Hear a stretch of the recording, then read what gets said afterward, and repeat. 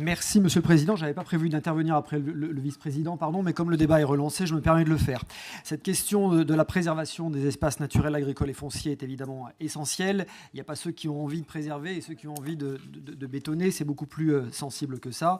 L'économie en foncier, tout le monde est conscient qu'il faut le faire, mais il faut effectivement en tirer toutes les conséquences dans la rédaction de nos documents d'urbanisme.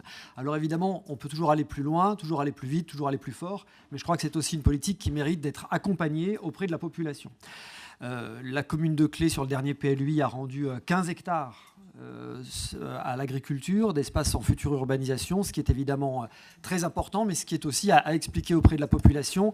Et c'est un effort d'autant plus important sur une commune qui est en nécessaire rattrapage en termes de PLH. Ça veut dire qu'on doit toujours construire du logement, vous avez raison, chers collègues de Saint-Égrève, mais on doit le faire sur des surfaces moins importantes. Ça veut dire, qu'on le veuille ou non, qu'il faut densifier.